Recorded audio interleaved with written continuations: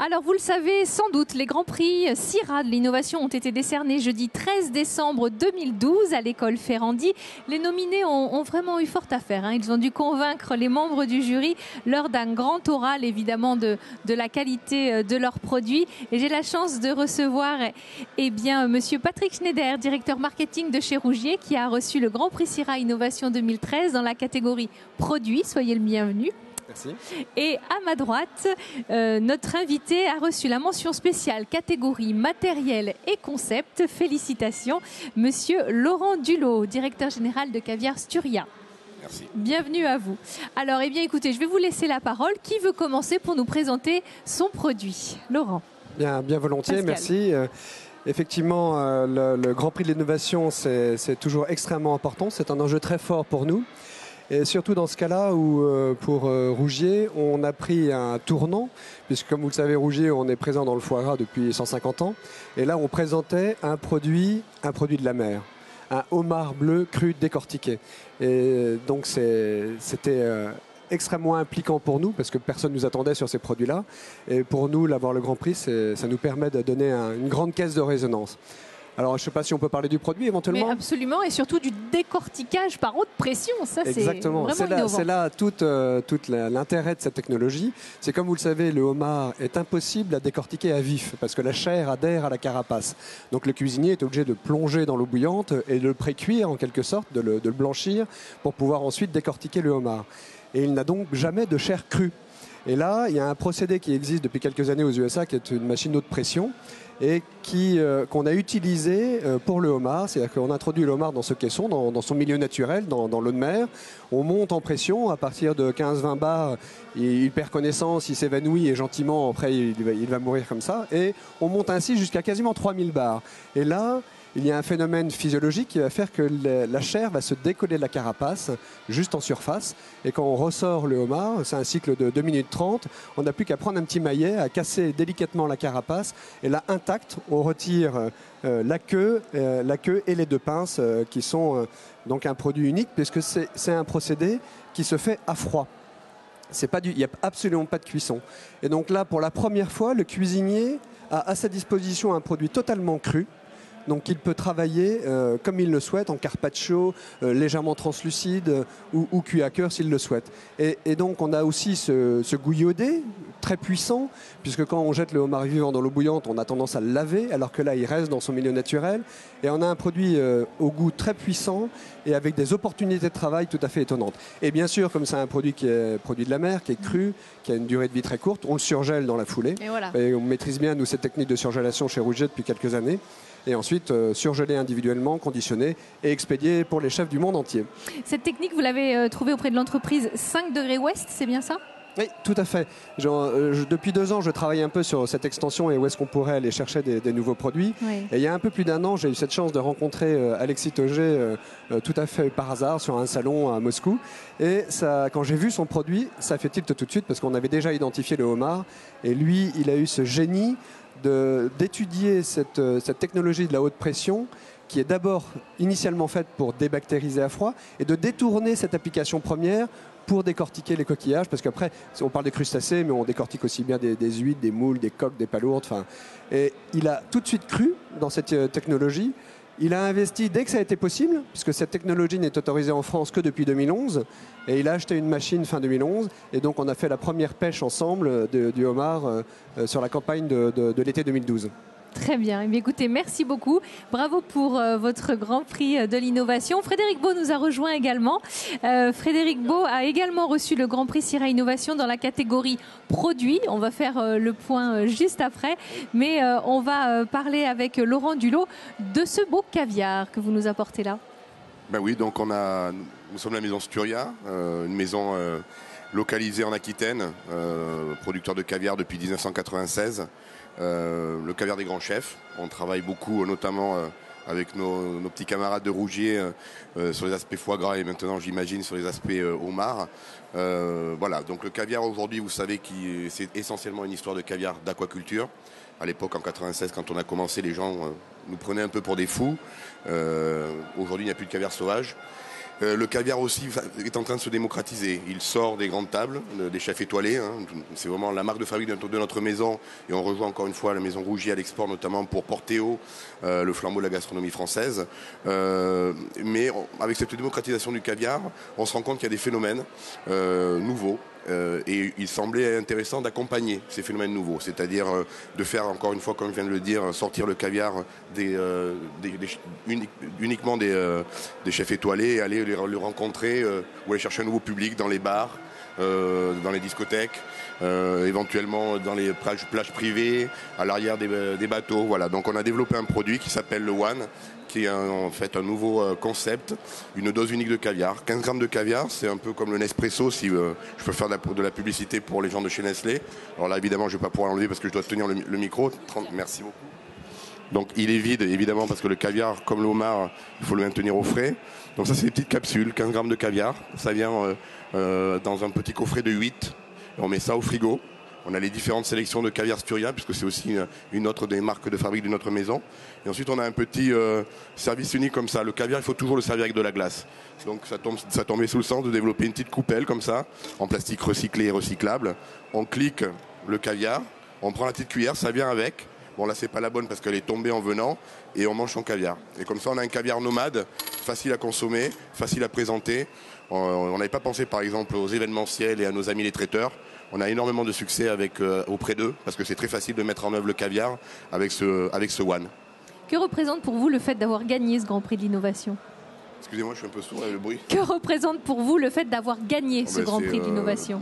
C'est énorme pour nous, parce qu'on est une petite société, une petite PME française. On a été aidé par l'Oseo, hein, donc il y a vraiment le full package, et le fait d'être reconnu dans un prestigieux salon comme celui-là, avec ce prix, est très très important. Je dois vraiment remercier encore une fois le CIRA, parce que ça a drainé énormément de gens sur notre stand. Espace. Et voilà, donc c'est vraiment très très très chouette. On est très très très contents. On est ravis. Et merci d'être avec nous ce matin en tout cas. Frédéric, on parle chocolat.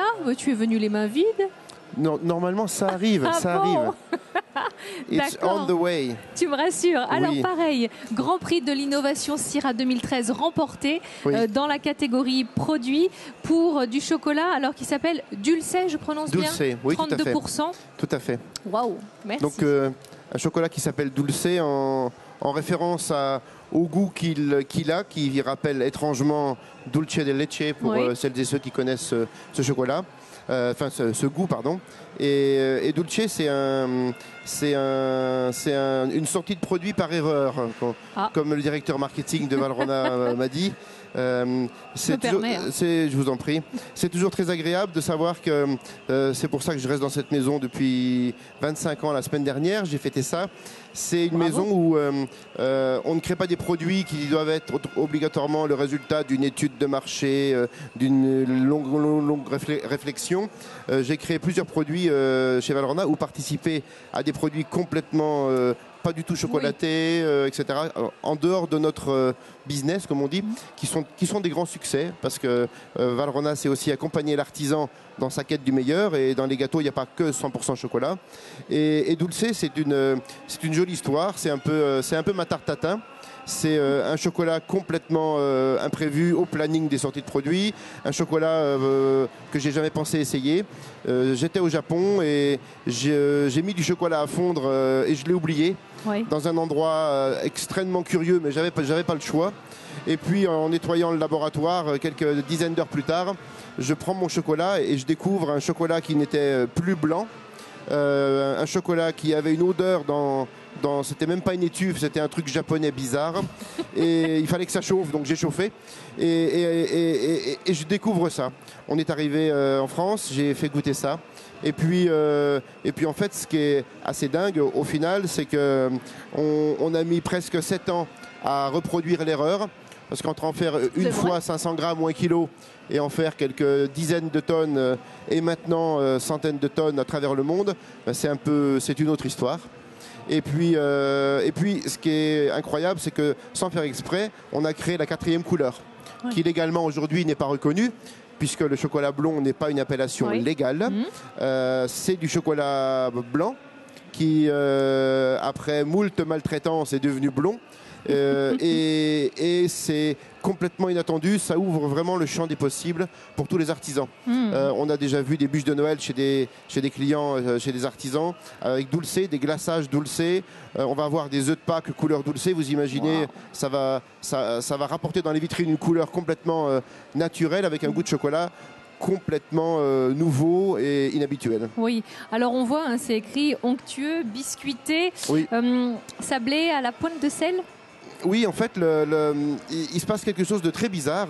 Il y a des choses qu'on s'explique et d'autres pas du tout. Ouais. Mais il est très peu sucré alors que c'est à la base un chocolat blanc. Oui. Il se passe plein de choses qui donnent plein de goûts complètement inattendus. Ça a été vraiment, quand je dis c'est un tarte tatin, c'est pas comme je le disais au grand oral du Syrah, et on est très heureux d'avoir été sélectionné. C'est vraiment pas du marketing, c'était vraiment pas prévu que ça sorte. Ça doit pas plaire à personne, puisque personne n'a demandé un chocolat blond sur Terre aujourd'hui. et aujourd'hui, il donne des goûts, en effet, de sablé breton, Oui. de confiture de lait, Oui. etc. Et donc, on peut en faire des bonbons, des entremets, des La même mousses chocolat. chose qu'un chocolat blanc, Exactement. des ganaches. Il se tempère exactement Pareil. comme du chocolat blanc ou noir. On en fait des tablettes, etc., etc. On n'en est pas encore au point où il est adéquat pour les artisans pour faire de l'enrobage des bonbons, Oui. parce que les maltraitances qu'on lui fait subir, ça le dérange un peu. C'est intéressant parce qu'on est dans une maison Valrhona, c'est 1922, c'est 80 ans. Et en fait, pour faire dulce, on demande à des machines de faire ce qu'on leur a interdit de faire depuis 80 ans. Alors, en interne, déjà, ça a été très compliqué. C'est du genre, mais Oui, c'est il est vraiment. fou, celui-là. Et puis, au final, c'est un magnifique succès. Il est sorti en septembre 2012. Et puis, c'est vraiment presque un petit succès planétaire au niveau de notre petit monde de la pâtisserie mondiale. Ça va se développer, j'en suis sûre. Un petit Oui. mot avant de se quitter sur la Valrhona TV. Je vois ta jolie veste. Oui, ça y est. Ça y est. Je rêvais de faire concurrence à Karine Tessandier. C'est Yes. chose faite. J'y suis arrivé. Qu'est-ce qu'on trouve sur cette télé? Valrhona TV, ça fait partie aussi des choses qui n'étaient pas du tout prévues. Oui. Parce que Décidément, sans passe chez Valrhona. quelle idée d'un couvертurier de créer une chaîne de télévision Oui, c'est vrai. sur le net. En soi, il n'y a vraiment pas de logique. Sauf que si on considère que s'occuper des artisans, aider à les faire grandir pour grandir avec eux, pour les faire s'améliorer, pour les faire devenir de plus en plus professionnels, on peut considérer qu'une web TV, c'est un outil de plus que de communication, un outil de formation. C'est en tout cas, en tant que rédacteur en chef, c'est le souhait profond que j'en ai. C'est un peu la continuité de l'école du grand chocolat que j'ai créée en 1988. Bien sûr. C'est aller vers des jeunes. Pascal passe sa vie à l'export. Il y a des milliers de jeunes cuisiniers, de jeunes pâtissiers qui viendront jamais en Occident faire des stages. Ils travaillent pour des chefs exécutifs souvent et ils ne sont pas formés. Et là, c'est l'idée de se dire, le chef pourra leur montrer une émission, des rencontres de chefs. J'ai reçu Thomas Keller en interview tout à l'heure. On ne va pas demander à Thomas Keller de faire de la cuisine. Tout le monde sait qu'il sait cuisiner. C'est des rencontres d'hommes avec leurs succès, avec leurs échecs, pour connaître l'homme. Et puis ensuite, leurs collaborateurs, eux, vont faire des recettes pour les chefs. L'école du grand chocolat va mettre en exergue tout son savoir-faire et sa pédagogie pour animer des vidéos, des démonstrations flash, 6-8 minutes, qui peuvent donner le matin dans tous les hôtels, ce qu'on appelle la line-up. C'est on boit le café et on regarde une petite démonstration d'émulsion, les techniques pour une mousse, etc. etc. Donc ça démarre très bien. Les grands chefs du monde entier nous font confiance et acceptent d'amener leur crédit, je dirais, sur Valrhona TV. Donc ça, c'est ma seconde vie et j'espère qu'elle va durer autant que la première. Ça fait 25 ans de pâtisserie et puis peut-être qu'on va faire 25 ans de Valrhona TV. Laurent, Pascal, est-ce qu'il y a déjà dans vos sociétés d'autres projets de développement, d'autres grandes innovations à venir? Cette année, on va lancer un nouveau caviar. Ouais. Parce que nous sommes une des rares maisons encore à travailler très traditionnellement au niveau de l'affinage du caviar. Je n'entrerai pas dans les détails parce qu'on n'a pas beaucoup de temps, mais voilà, on lance un caviar de 8 mois d'affinage pour les grands connaisseurs. L'idée là aussi, c'est venu lors d'une conversation avec des gens amoureux du caviar sauvage et qui dégustaient nos caviars. Et ils tombent sur le caviar vintage affiné, qui est son petit nom de code. Et ils disent, mais alors ça c'est incroyable, avec la voix complètement émue, ça me rappelle les caviars sauvages. Et on a fait tester ça à beaucoup d'experts. Et donc voilà, le caviar Origine, qui est donc un caviar avec un affinage traditionnel de 8 mois. Ça, c'est une nouveauté pour 2013. Et puis, encore une fois, on est les petits poussés, nous. Hein, donc, on est très admirateurs de Valrhona. On se rencontre souvent. On a des distributeurs communs dans le monde entier, notamment en Asie. Et Rougier aussi. Donc, il y a une école du foie gras, il y a une école du chocolat. Donc, la grande nouveauté pour Sturia, c'est qu'on a lancé un atelier Sturia avec comme partenaire la maison Bonnet qui travaille avec nous et qui nous a fait un magnifique piano et où on recevra aussi sur votre modèle, on ne copie pas, on s'inspire, mais c'est des bonnes inspirations. On va aussi Pascal. Hein. Voilà, c'est ça, on ne va pas réinventer quelque chose qui fonctionne, enfin chouette, si, il faut réinventer quelque chose qui fonctionne. Donc vous avez essaimé et donc nous on n'a pas encore la Sturia TV, mais on a au moins l'atelier Sturia et où on recevra les grands chefs du monde entier pour venir apprendre à travailler le caviar. Parce que le caviar, il y a aussi une nouvelle tendance très très forte dans le caviar, c'est qu'on l'utilise, les grands chefs du monde entier l'utilisent comme condiment. Donc il y a beaucoup de défis qui s'imposent à Sturia, c'est d'accompagner les chefs pour faire des variations sur le thème de la cuisine japonaise, des variations sur les différents thèmes de la cuisine chinoise, etc., etc., en adaptant ces différentes sélections de caviar comme condiment et autant de palettes de couleurs pour les grands chefs pour jouer avec. Voilà. Pascal, chez Rougier, est-ce qu'il y a également de grands projets à venir ? Comme vous l'avez vu, là, on a pris un tournant assez radical en se lançant dans les produits de la mer. Et là, Rougier prend le large et on n'est qu'à l'aube de développement, mais je ne vais pas les dévoiler aujourd'hui. Ce sera pour le prochain. Tous les 2 ans, je m'abonne au Grand Prix de l'innovation du Sierra, vous allez voir. Ça y est, le formulaire est déjà rempli. Bon, très bien. Parce que là, on est parti et on y croit. Bien, merci beaucoup, messieurs, d'avoir été avec moi ce matin. Je sais que votre emploi du temps est plus que serré. Merci bien.